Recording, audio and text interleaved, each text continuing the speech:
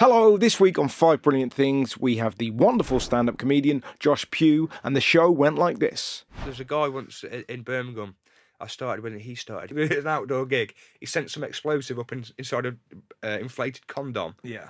And then was doing some other bit. He'd completely forgotten about that. He's got about 10 minutes like back. Nudists, like, how do they get there? It must be awful, the journey too. You've got to drive. I think if you're a non-driver, you're really struggling with to be part of the nudist community. Nice.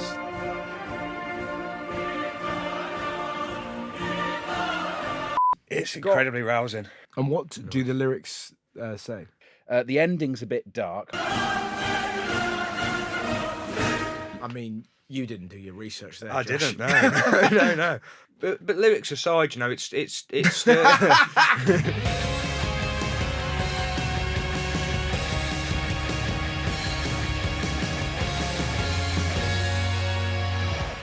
Hello, Josh. Hello, Russell, man. Thank you for having me. Pleasure. I think first time we've met. Yeah, I believe so. And we're getting on great, man. We're getting on great. Some magic in the air. I found out you yesterday went to Downing Street.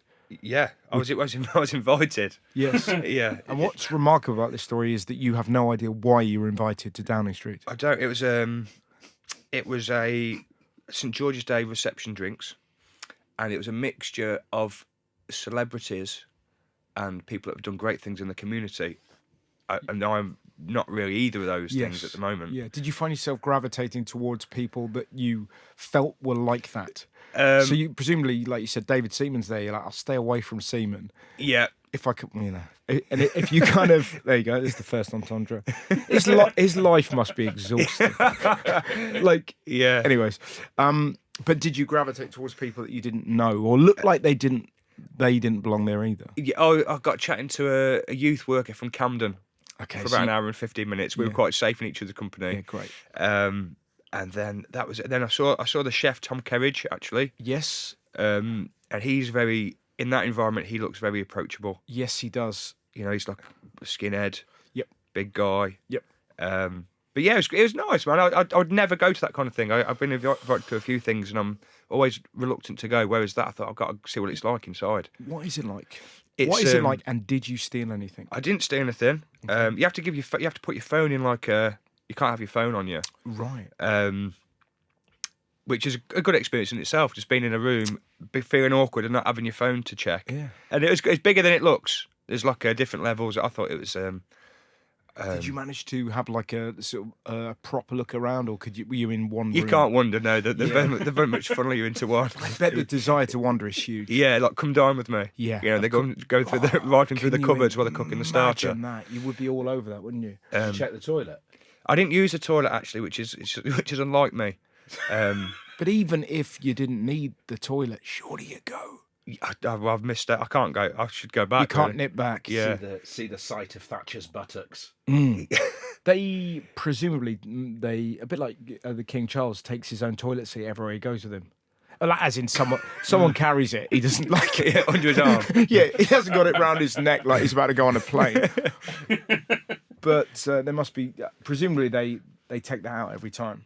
Yeah, I had no idea why I was invited. I didn't know what it was. I kind of, a part of me expected they were kind of putting together some kind of elite fighting force. Right. And kind of the most dangerous people in the UK had been invited, and then we kind of, that way would be briefed. Yes. But it was just some canapes, really. So you had images that you were going to be a sort of from nowhere James Bond type. A little bit, yeah. Yeah, I thought that's what might happen. And I had a line ready to say if I found myself out of depth in some small talk, I was just going to say, well, I think that's a matter for the consulate. And then I was going to walk off. But very good. It was quite nice just chatting to a guy from Camden, really. Yeah. I have an image now of you on the train just saying the word consulate over and over. Yeah. In case you fuck it up. Yeah. Did he say consonant? He said consonant. But yeah, it was good. Very exciting. Well, great opening anecdote. Let's get on. What is your first brilliant thing? My first brilliant thing is, and this did cause some confusion with the producer Dan, gold bars. Oh, I know what you mean by gold bars. I'm going to presume you mean the sort of, in my mind, they're a 90s snack. Oh, God damn it. Rather than the currency favoured by Dominic Frisbee. Which is a very specific reference, but if you get it, you get it. There's tremendous things. They're brilliant. Dangerous things, though. They are dangerous. And actually, doing this, putting together my 5 things, I've realised I'm quite a simple man, but not in a way that says like I'm content and happy with my lot. Just kind of a bit simple. It's 99 calories, Russell, at the end of the day. Wow, you've done your research. And it's just a little bit of something at the end of the day just to enjoy. The moment when I'm eating that gold bar at night, I've done, the kids are in bed, I've done what I need to do. I'm going to have this little finger-sized thing of just pure joy. And I look forward to it every night. And it never fails to surprise me how nice it is. Yeah, what is in it? What do we think? It's karamaki, isn't it? Yeah. And it's biscuit. I haven't had one for years. See, I associate it with childhood. Yeah, but you know what? You know what I like about it? They're not fucking about with the recipe. You know, you see a lot of these things. That's their slogan, isn't it? Yeah. You know, these things, they're always trying to improve stuff and, you know, new recipe, they've got it. They've got it in the 90s. They're not messing with it. It's an interesting... I don't know if Dan's done any research. He normally does. Yeah, I've done 3 days research on actual gold bars. Okay, all right, easy. What do we think is the most popular chocolate bars in the UK? Because I hadn't thought about gold bars since, you know, the heady days of 1993, when that exciting moment when you'd open your packed lunch and you think, hang on a minute, she slipped me a gold bar. It's just enough. It's lovely. Has it always been a constant in your life? I think it was similar to you. I think at the, you know, packed lunches at school. This is before Oliver got involved and started, you know, messing with what your parents could send in. You know, there was a bit more free rein, a bit more autonomy back then for the working mum. And so then I think a large period of time. I don't know if they went away, or if they went off the market, or if my lifestyle had changed. I lost myself, I'd say. And then in the last 3 years, I think I've found them again, and I've it's. That must have been a remarkable moment when I sort of picture you sort of wandering aimlessly through like a Tesco or a Sainsbury's, and then you happen upon them. Yeah. And now we find ourselves 3 years later. That first bite must have been amazing. Yeah. Terrifying as well. It's just so much is it at as stake. good? Is it as good? Because I've had a wagon wheel recently, and it was pitiful. It just didn't live up to my memories. It's much thinner now as an adult, I imagine. Oh yeah. Yeah, and it was a real I'm sorry to hear that, man. That's Did you do some research into the top 5? I did. I've got a top 20 biscuits. I couldn't narrow it down just to the wrapped biscuits, the sort of subcategory that we're dealing with gold bars. But the gold bar doesn't feature. It doesn't. It's unbelievable. The top wrapped one is a Kit Kat. Is it number 11. Makes sense. See, I say Kit Kat's in a slightly different, almost a bit of a different circuit.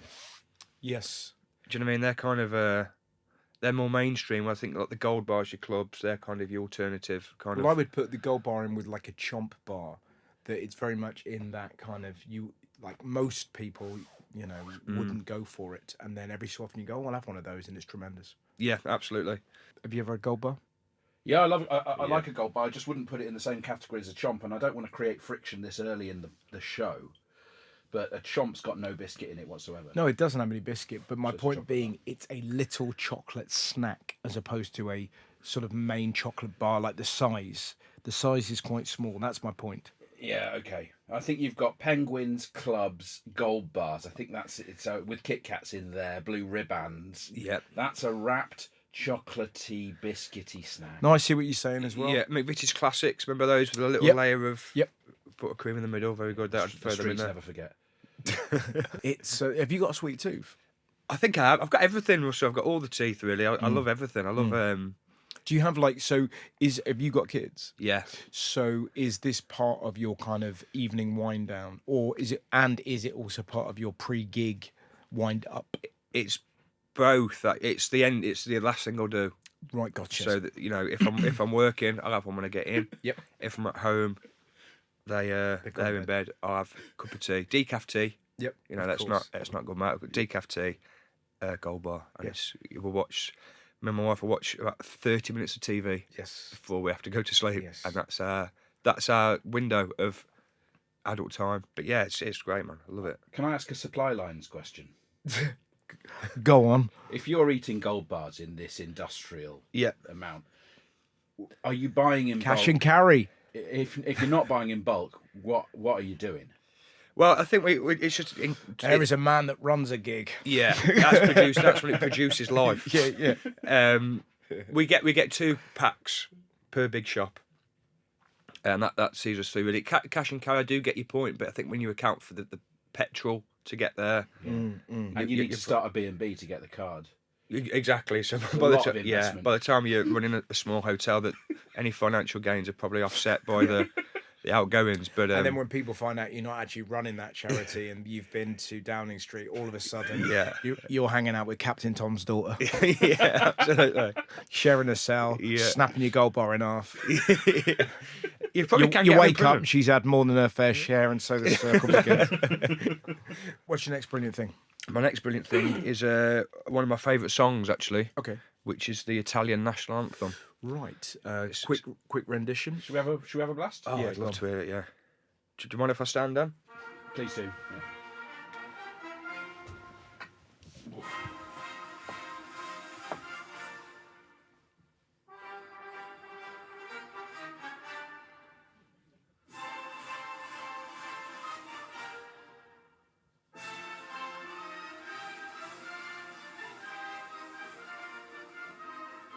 Lovely. Okay. Nice.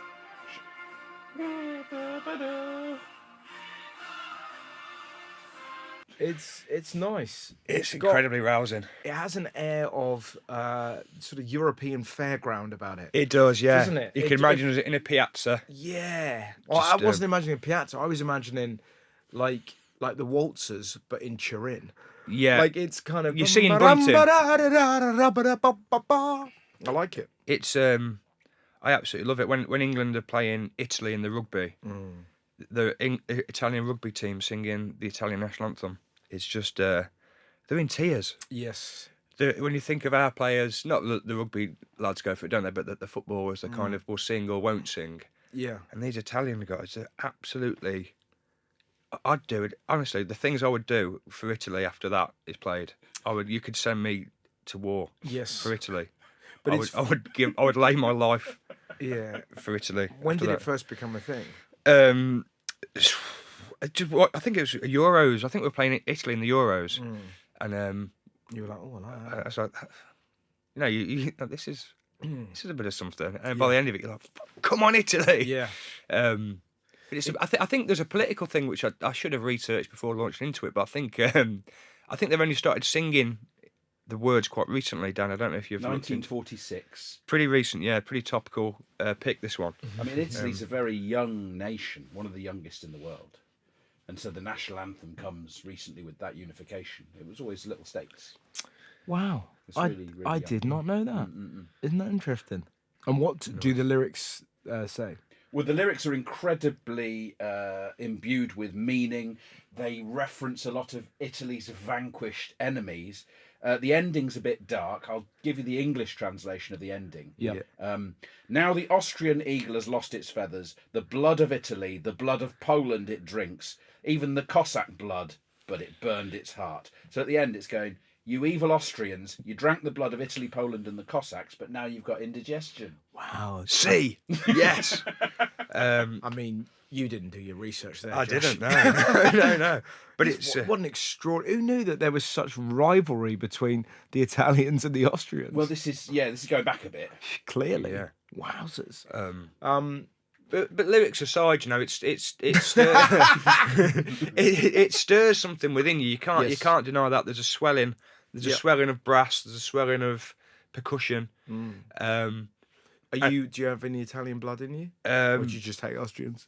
I have no connection to Italy whatsoever. Just the really. song, it Just just the song. Yeah. Which I don't think that would be enough to be granted citizenship. Pew's not an Italian. I think it's Welsh. Well, you say so. Yeah, but it's interesting, aren't they? National anthems. The Jamaican one's good as well. I've always had a bit of a soft spot for the German one. I don't know whether, again, it's my look, but or maybe that they were the good football team in 1990 when I first started watching football. Yeah. So they just had a bit of swagger about them. But It's especially when you think when we hear the national anthem, it is usually before sporting things, and it's before a battle, isn't it? Yes. In a much kind of more menial sense, and it does. But they're a lot more jaunty than ours. Ours feels very kind of songs of praise versus their sort of hip Eurovision. Yeah, Whereas ours is It's the worst. versus is that the German one? no, the German one. The one I know is Deutschland, Deutschland.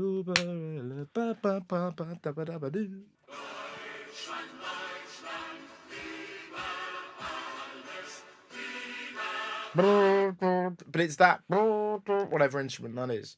Yeah. There's these. I've been working with a composer recently on a thing, and they're all just. It's like magic buttons in our brain that these instruments press. You know, that swelling thing. It tells us something. It tells us there's something important is going to happen. Yeah. It's so. I think it's like the Louis de Bernier, the novelist, is a deeply frustrated musician because words can only get you so far. Yeah. There's something about the right, like you say, the right note. It gets you to this emotional state that. I mean, words can, but music is so quick. Well, I've never been to a musical that hasn't received a standing ovation. Yes. And it's for this reason, really. I think some of the best stand-ups I've ever seen, incredible.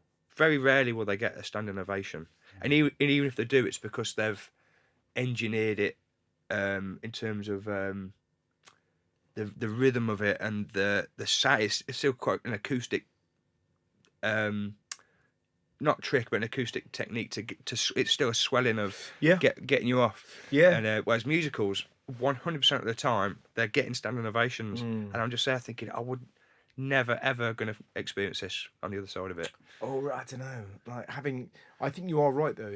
It's. I remember the first time I got one, I'd done a set at a music festival. And there's probably 6,000 people there, and when it's so funny, it's so musical. I was like, God, I'm really in my rhythm here. Yeah. I'd had one of those gigs where I was doing 45 and I was getting that and there's a timbre to it. It's a bit like George Carlin's stand-up. That there is that it's so musical, and I guess words are our notes, but we don't have trumpets or glockenspiels or guitars or pianos. It's so much harder. And also, you were doing that towards the end of the. Yeah, exactly. Yeah, exactly. The guys at the back of the temple guns help. But it's it's funny. But it is, it's we're all animals. We're all kind of it's we're all kind of. Well, all music is. It's just noise that sounds nice. That's all music is, isn't it? It's But there's what I find really fascinating about music, if you sort of trace the etymology of it as well, is that it comes from dead animals or things or bits of tree that somebody has turned into a guitar over centuries. That's become a thing. Yeah. And then somebody has to master this weird. I mean, look at the bagpipes. Look at the journey. Of the bagpipe. I think they've stuck bits of tree with holes in the tree into a dead sheep, and then you've got to blow it right and then press it right, and it's if you press those bits of ivory in the right way, it makes everyone's heart soar. And it's like we just innately know "buh" is bad and "buh" is good. It's Do you play an instrument? I played the drums as a kid quite well, actually. But I should never have learnt the drums because that's not doing anything melodic. You can't do it by yourself. You need other people. And I think, but it really sets a tone, though, doesn't it? Yeah, it does, and it can. But it's the problem with drums is it's too collaborative. You're setting the ground for somebody else to. Yes. Which actually I think I want to be. You're right, actually. The drummer, in many ways, is the perfect kind of compare MC. It just gets everything up and running, so that everyone else can kind of the piano can shine and the guitar can headline. Yeah, it's the same thing we're talking about there. It's me keeping the schedule while Chris Washington is freewheeling and getting the applause. I'm just he would be all over the place if it wasn't for me. Yeah, exactly. So it's the same feeling, I think. Did you ever want to be in bands when you were younger? Oh, I would love to have been. Yeah. But all my friends just played football and drove, rode BMXs around the roads rather than doing anything creative. But I would love to. Would have loved to have been in a band. And you said you're doing something with a composer. What is that? So it's a score on a sitcom. It just lifts it all. I used to watch sitcom. I'd never notice it until. That's what music can also do. Like especially when you think like scores on films and stuff. The layman, you're not really noticing it, but you're feeling it. It's lifting it without you even noticing. Whereas having worked with them and seeing what they can do, I've started to appreciate. I was just watching like a dog watches the telly before. Yeah, but it's a bit like if you watch Oppenheimer is a really good example in the cinema that you're very much aware of what the music is doing to your kind of heartbeat throughout that. How did you? How were you put together with him or her? It was so I've done a sitcom for Channel 4 and we're in the edit. That must be exciting. Really exciting, yeah, hard and but you're basically you're kind of in the edit and. It's like watching your mate play PlayStation, really. You're like, let me up, can I have a go on it? Like, no, you can't touch any of the stuff, but just tell us what you think, but do not touch. Yeah. And he just felt like the director thought maybe some score would help here, or there's a bit where it gets a bit tense, and it'd be nice just to see what it would do to that. And it's quite simple things that they do, really, musically, for a sitcom as opposed to, Star Wars. But it's amazing how much it can lift something, even in a domestic sitcom setting. I'm going to be so impressed if I watch this sitcom and it's just got the Italian National Anthem. Yeah, that's a titles track. Yeah. Every so often they just stand up. What is the next brilliant thing? Next brilliant thing is garden centres, Russell. Well, you are. How old's your kid? I've got a 1-year-old and a 4-year-old. Well, there you go. We're in the garden centre years, yeah. It's who knew that became a thing? It's looking at the fish. Yep, looking at it. It's looking at the fish. It's dog treats. Dog treats. There's rabbits there. Sometimes your son wants to wear his hat. Absolutely that. It's it's a couple of hours of easy parenting. Yep. And it's baby chino. Baby chinos. Which they're charged for, they're not cheap, these garden centres, that's the other thing. Yeah. I'm sure when I was a kid it was quite a cheap day out, but... My beautiful wife said a phrase that you might have heard. It's a destination garden centre. Have you heard that? No, what does that mean? Well, it means the garden centre is so good that people come from far and wide. Oh, wow. But apparently this is a thing. And then there's events, there's Christmas, then the Halloween stuff's in, then there's Easter stuff in. Yeah, it's wonderful. And they're just... What's your favourite garden centre? So there's one near me, there's two actually, I'm going to give a shout out to, there's Dobby's, which I'm sure you'll be familiar with also, and then there's Planters. Planters. And while we're here, let's have a massive shout out for Flowerland, which is, that's my local. Yeah, it's a coffee shop. It's a supermarket. There's a mobility section. Yes, where you can buy electric scooters, not e-scooters. Like the mobility scooters. Yep. There's a padders slipper section. Yep. Kind of for the older gentleman and lady. You could get some. The food. The food is always really good there. I found some honey with jalapenos in. Sweet mercy, extraordinary. It's that though. It's like luxury. They're selling you a lifestyle in those places, aren't they? They're kind of. And they're also saying to you, listen, you're a new dad. Put a bit of chili in your honey. Why not? Yeah. Have a bit of mischief, bit of madness. You can't do heroin, but you can do this. You can have a bit of this. Yeah. That's their tagline. You can have some sesame seed crackers. Yeah, exactly. No one's going to take that away from you. Yeah, exactly. There's a Cotswold outdoors in my local one. So I'll browse the fleeces for 10 minutes. That's a bit of me time. Yep. We've got the option to feed the fish for £1. Well, you can feed them. Yeah, Anything you like? Well, you buy the food. Yeah, you couldn't take, can't for example, do the that. honey from the supermarket section. And No, we can't do that. Koi carp spitting out jalapeno. Yeah, we just get to look at them, so that's even better. Do you know what I love on a Sunday? The fish bit doesn't open until 10, so you have kids literally clucking outside, Yeah. waiting for them to can open you not the pay doors. for, in Disneyland you get the magic hour.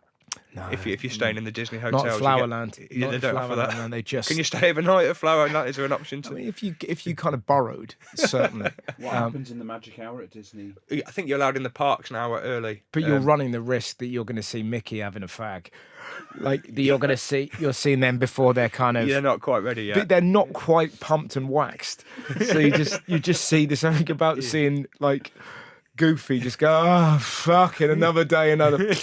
And just that moment when you see, I would imagine seeing Goofy putting his head on would be absolutely heartbreaking for a 4-year-old. It would. Well, it just shatters everything. Shatters doesn't it? everything. It shatters everything. It's like seeing you see a chef smoking in an alleyway. I saw a guy once on the tube. I don't know if they still do it. People used to paint themselves gold and just stand still. Yes. They've got to commute. They Of can't. course they do. They're not putting that on when they get there. Yeah. I often thought that about nudists. Like, how do they get there?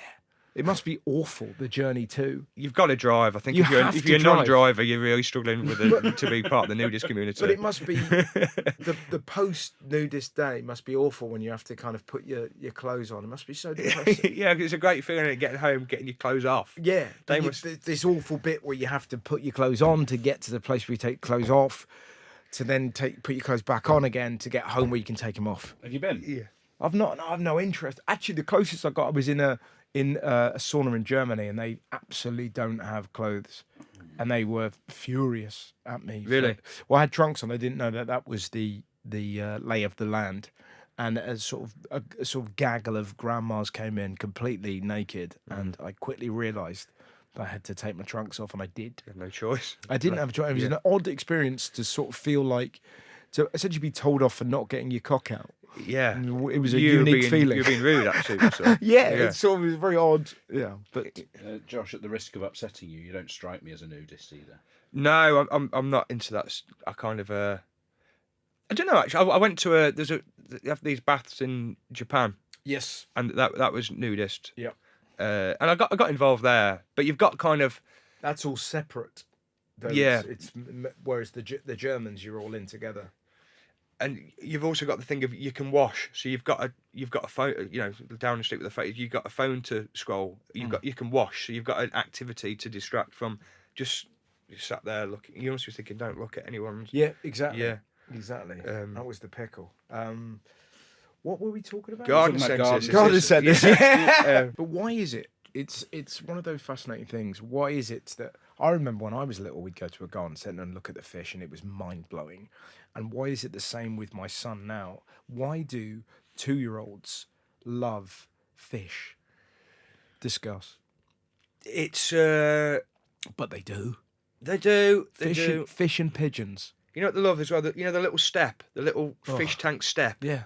that the staff use. It's like a cylindrical solid base, little hole, then like a felted. They love getting on there. It's just colour. They're thick, aren't they? It's just colours and bubbles and Yeah. I also feel like they. You made that instantly less magical. But I also think we go so often that they form a connection with these. They're seeing the same animals week in, week out. Yes. They feel an affinity with them, I think. And they're seeing mummy and daddy, and there's a maybe similar experience that we get. There's the colours. In a minute, I've got a coffee around the corner. Might get a cheese straw. Think it's a good day. Yeah, it's everyone's. It's good, isn't it? Really, we're saying I'm saying I love these things. I remembered the format of the podcast. They're brilliant. Do you It's a garden? brilliant thing. I don't garden. I've got no interest in gardening. I would tarmac the whole thing if it was up to me. But my wife loves getting seeds Yeah.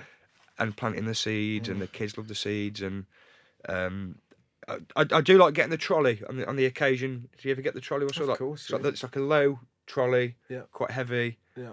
Just dumping a compost into that low trolley. That feels good. It does feel good, and my father-in-law is very good at planting stuff. And really, does he enjoy it, or does he just do it? But he does. He's done a lot of stuff in our garden. Yeah, I it's, planted a tree for the first time in my life last week. Well, you'll see the benefits of that in 25, 30 years. Yeah, via YouTube, I figured out how to do it. Just Were you offsetting some horrendous carbon footprint? no. I was planting a tree, and you've got to dig a hole 3 times deeper than the sort of soil at the bottom of the plant. Is that the rule? Yeah, That's it's the like rule cooking according to rice. YouTube, and then you have Yeah. to put all this kind of manure in and stuff like that. Yeah. But it is weirdly satisfying once you've done it. And now my son refers to it as Daddy's tree, and he's been watering it for me while I've been away doing gigs. That's lovely though. That's Well, nice. it kind of is. It's Yeah. oddly, yeah. I see the benefit of it. I see the excitement of it. Yeah. And he started saying, "Oh yeah, wow." So he sees my tree. He goes, "Oh yeah, wow." It feels very good. But yeah, the But I like garden. garden centres. Who I think you're right though. It's this kind of weird. There's a sort of ritual to it all that you go to your fish bit, you go to your slippers, then you have the coffee, and before you know it, it's 2 hours that have gradually gone by. Yep. And then we're going to go home and they're going to have their nap. We take my wife's granddad every Saturday Oh, lovely. for a breakfast. and Oh, a yeah, I walk like around. this. What does he have? If you don't mind me He asking. has on a big day he'll have a full English, Great. but he's actually he started having a bacon ciabatta. It's a bit of a Fancy bastard. a bit of a rogue choice from him. But it's lovely. It's probably my favourite couple of hours in the week. We go and pick him up, take him there. But you take old people out, you think they're desperate to get out and sit, but they've had enough after half an hour.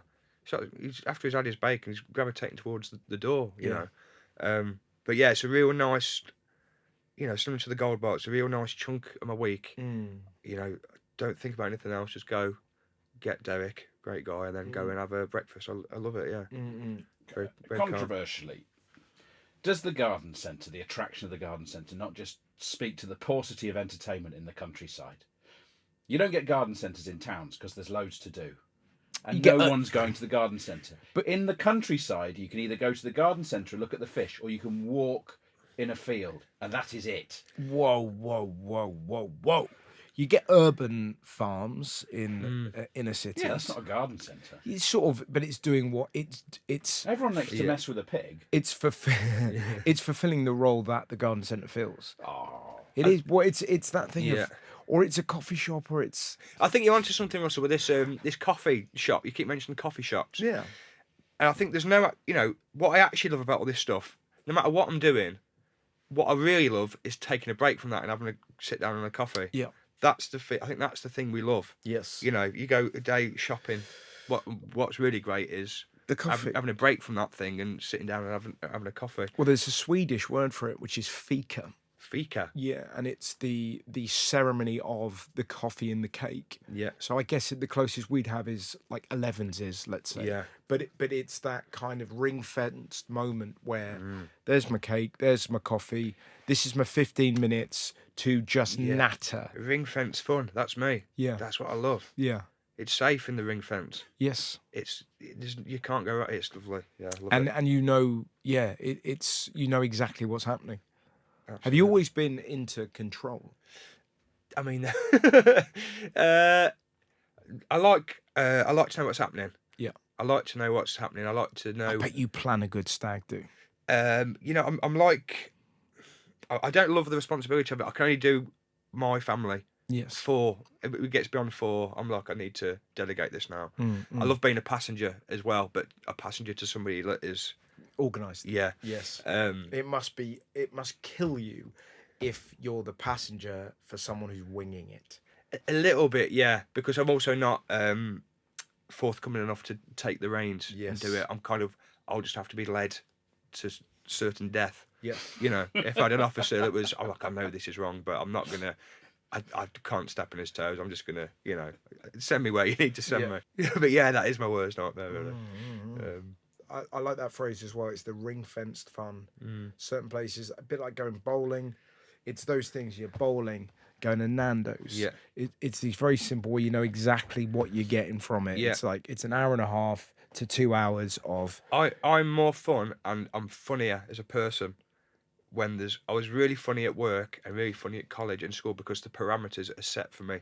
Set me all the rules and I'll mess around with them and I'll be fun. Yes. Just set me loose and I'll just won't do anything. That's I'll interesting. be stressed. Yeah. I need rules to mess with, and I'm a happier, fun person because the conditions are.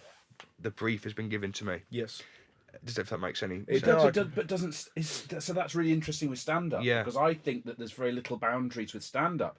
That feels intimidatingly large because you can do anything on stage. Yes, but also, but with within a routine, if you're talking about. Do you know what I mean? The rules are still there, really. Or there's tropes and there's things that exist, or the audience expectations are the rules, Yes. and you can mess with those. Yes. But you're right. It's like you're doing 20 minutes or you're doing an hour. Yeah. So there are expectations within that. There definitely are parameters. And then you also see other people do it. I remember as a younger man seeing Chris Lynham walk on stage and smash some pineapples with a massive bit of wood and thinking, well, I didn't know that was a thing. Always seeing like Cognito, or there's less misfits. That's definitely something you started outside London, didn't you? Yes, yeah. So we would definitely have that as well in common. I think that the kind of the madmen and mad women that existed in those kind of local scenes. There was yeah. But they're great. There's a guy once in Birmingham. I started when he started. It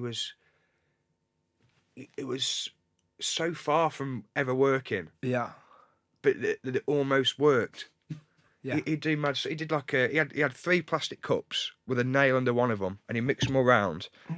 And then once I seen him, he said, "No, I've lost it. I'm not going to do it." Yeah.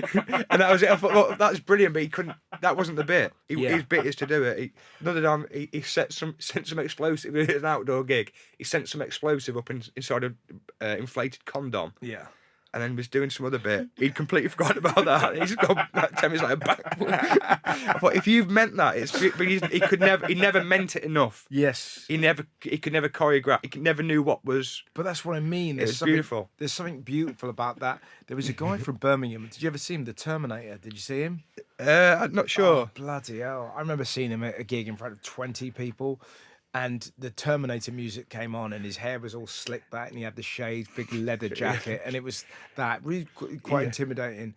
And then the music would stop, and he'd go, "I tell you what pisses me off," and then it would be like this kind of fun rant about things that annoyed him. What's your next brilliant thing? My next brilliant thing is Steve Marsh YouTube channel. Okay, I'm not familiar with Steve Marsh. You need to familiarise yourself with him. I'm sure he's very. This is an end of the day thing for me. After if I get in from a gig and stuff.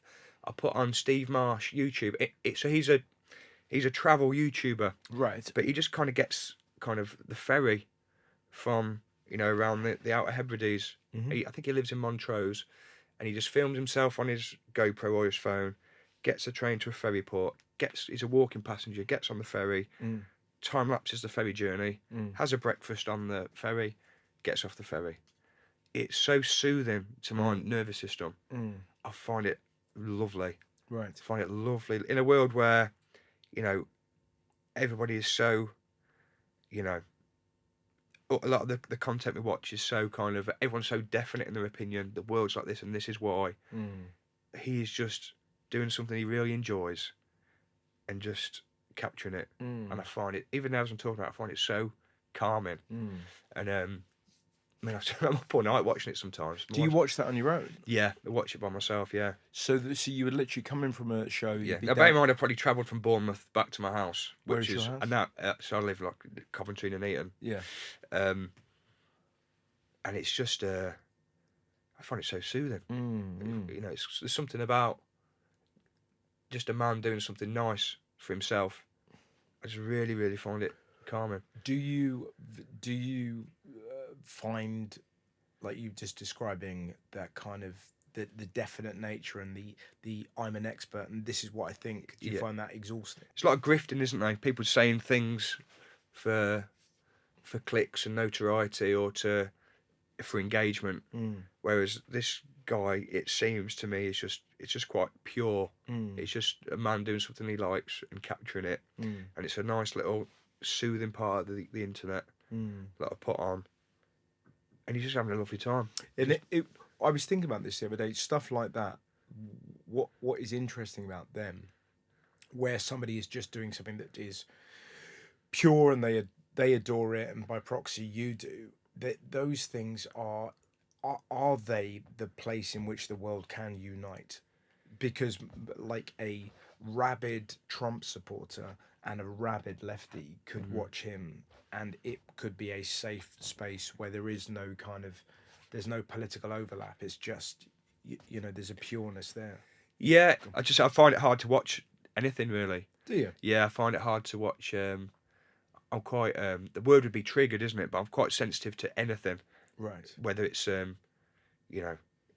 reading or watching TV. A lot of things will set my nervous system off. Like I feel stressed or really? worried. Whereas this, I know it's safe. I used to love Race Across the World. Yes. Loved it, and then by episode 3-4, the people that are on the journeys start talking about their emotional journey and their relationship. Yeah. And I'm like, oh no, I just wanted to see some nice aerial shots of China. Yeah. And now this guy's talking about his relationship with his brother. Yeah. Yeah. And but whereas Steve Marsh, he's going from A to B. Yeah. And that's it. And I you know this is safe. I'm going to put this on and nothing's going to come at me. And I just love it. When you say sort of like triggered and your nervous system, like how does that manifest? I don't know. I just find it. I think it's at the end of the day, it's that adult time we're talking about where I'm looking to come down, and because having two small kids, it's a lot, isn't it? You're on it all day. I can't think what I was watching, but something will happen, and I just feel like I think the word is activated. I think like in my chest, I feel like a bit, or I'll read a book, but I think books are the worst because they describe things in such nuance, and like, oh, I've felt that thing before, and then I'll start feeling that thing. Even when I was doing the sitcom, which is just a stupid silly sitcom, I've done a few days acting, but I'd never been, I was number one on the sheet doing every scene. Yeah. And I started to feel how the character felt, and I didn't anticipate that happening. There was a day where the whole room had to turn in, like, give me a dirty look, and by take 40, I said to the director, I feel terrible, because obviously your brain doesn't know it's. I know it's not real, and I've written, but then it was like, oh, actually, I think it's called character bleed. A real actor would say. I was like, I feel absolutely terrible. Yeah.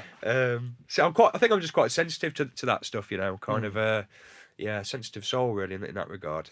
Did you enjoy acting? I loved it. Yeah, it was brilliant. It was really fun. I loved going back to stand up as well after. But I really enjoyed the acting. It's hard, man. Yeah, it is. It's I think Izzard said it, but it's definitely true. There's just nothing. Stand up doesn't prepare you in any way. no. It It helps you in terms of being in the moment, and if there's any improv to have, I think stand-ups are pretty good at that stuff. Sure. But in terms of the stamina required to act all day and to bring something to it, it's when you see a good actor, it's so impressive. Yeah. Well, that's another thing that's interesting. When you write it initially, you have characters in mind, but if you're lucky enough to find actors that make your words 1,000 times better, Oh, yeah. then it's really exciting because you can then write with them in mind, knowing that they can make a look 1,000 times funnier than the best joke you can write. Yeah, absolutely. And yet, if you read in the script, he does, funny look. That's what I really got out of doing the sitcom, was working with other people. Yeah. Obviously, That's what's really exciting, Yeah. isn't it? And like, given that you have a life of solitude, Yeah, that when you're collaborating, it's incredibly exciting. yeah. It's really. But Yeah, and was this a dream of yours before you did stand up? it was, yeah, Oh, yeah. good for It's the you. first thing I did actually was to write. Remember the BBC Writers' Room back in the day? Yeah. I submitted a script when I was at college to that. So I printed it off at on the printer at college and sent it in. And they used to send you a postcard from the BBC to say we've received your script. Yeah. And then there was like a thing on the website, if you don't hear back within 6 weeks, it means it's progressed to a certain stage. Yeah. 12 weeks this. So like and then they'd send you your script back basically to say no. But if you're lucky, they'd also send you a letter saying we enjoyed this. This was great. good. And I got a letter back saying, this is a really good attempt, basically. And then when you start doing stand-up, and then you start getting meetings and stuff. But it was so hard, man. Writing 6 episodes of something that... Did you write it on your own? Yeah, I had a few people doing a pass on stuff as we progressed, and I did a writer's room to kind of build plots and ideas, but then I delivered all the scripts myself, really. What were your sitcoms that you adored as a young man? I loved so the first series I watched, all 12 episodes, was Fawlty Towers. Really? Yeah, I was at my dad's board at a weekend going through the videos, and I put that on, and I really enjoyed that. How old had you been? I would have been maybe 10, 11. Oh wow! But I loved Fools and Horses. Yeah. And then I was in the generation where it's Phoenix Nights and The Office and Space. I love Spaced. But I love The Simpsons. Yeah. Absolutely love The Simpsons. So silly. They've done all the jokes. It's animated, so anything can happen. So yeah, it's just really, really lucky to do it. Loved it, man. It was good for you. It was so fun. Very exciting. And if it can do the numbers Steve Marsh is doing, then we've done well, I think. What is your next brilliant thing? Greg's the Baker. Yes. If the whole country was like a Greg's, would be in a good place. It's great variety. It's fairly priced. It's good stuff. The staff are nice. There's good rewards on the app. Yeah. It is just, it's so fair. There's not many times as a person living in England where you think that's really fair. Yeah. That is priced really fairly. I'm happy. You're happy. This is good. It's everything a Wetherspoons could be. Yeah, absolutely. It's not. It's they do matcha now. They're just bridging the gap between the class divide, stuff like that. Yes. Do you know what I mean? When you can get matcha in Greg's, they're doing. Do you think anyone has matcha in Greg's? I've never seen it ordered. They might not even do it. I've just seen it on a picture. But it's lovely, and there's like in my local one. There's like a sign for. It says 0 tolerance on abuse of staff, and the O's in 0 is a donut. Oh, nice. I just think that's your police force. It's firm, but it's they're making it. And you sit in for the Greg's? I've been known to sit in. Yeah. What I love about Greg's as well, I think it really helps people like my parents that haven't seen lots of the world. If they go to, if they were to go to Edinburgh or come to London, it's just a little pocket of safety for them. Yep. In a city, I know what they do. They can go there. They're not, they know the etiquette. They know what, and they can just access London. They can see the sights. Yeah. And they know they've got that little safe haven of we know what they do. We know how much it costs. Yeah. It weirdly is a glue, I think, that brings a. So if they went to Newcastle, they'd lose their mind because they're always safe. Yeah. Yeah. It's like The Quiet Place. They're just making their way gradually from Greg's to Greg's to Greg's.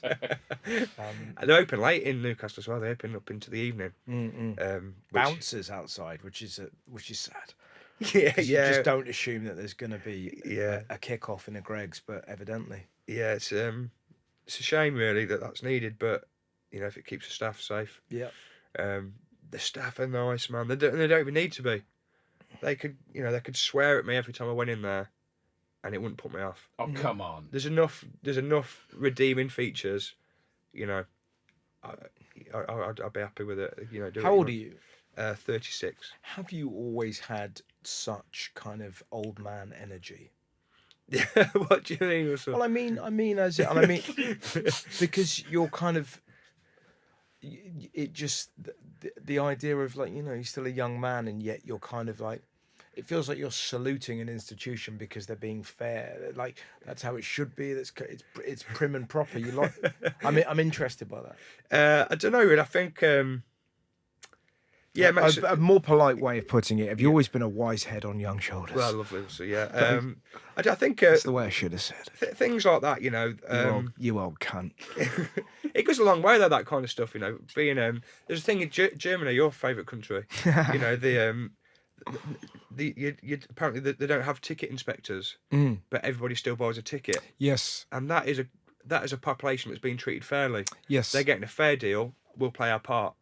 Whereas in this country, it's the rail prices are so extortionate.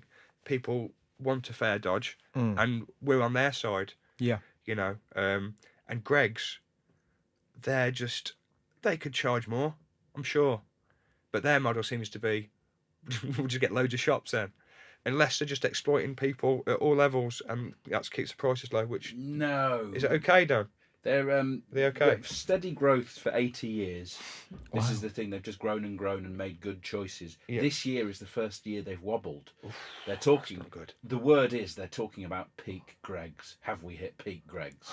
Really? Yeah, well, And the MD came out 2 weeks ago and said that they've been affected by Ozempic and Mounjaro. Wow. That's had an actual impact on their revenue. Wow. Hence things like matcha coming in. That is yeah, interesting. fascinating. You can get a protein shake in the meal deal now as well, which is, I've noticed that. I mean, the butterfly effect. It right? is exactly the butterfly effect. It's so interesting. There you go. Well, there you go. Well, I mean, a lovely range of stuff that you selected there. It was a real window into your mind. I enjoyed that. Thank you very Lovely much. to meet you. Best of luck with the sitcom and the tour. What's the tour called? It's called Haha Yes Sound. It starts in September. Gig that you're really looking forward to the most? On the tour, well, I love all the towns Of course equally. you do. Yeah. But well, I'm doing the Apollo actually, Oh, good for you. which I am looking forward to. But that'll feel nice, having your name on the front of it, all Yeah, that it's you very dream of that exciting. stuff. Yeah. It's a Sunday. A lot of the tour dates are on a Sunday. I find the Sundays really nice. Yes, they are. They're joyous. So it'd be logistically difficult for the audience travelling into London on that day, but yeah, it's worth it. Absolutely worth it. Yeah. Absolutely worth it. Yeah. So yeah, looking forward to it, man. Can't wait. Ladies and gentlemen, the wonderful Josh Pugh.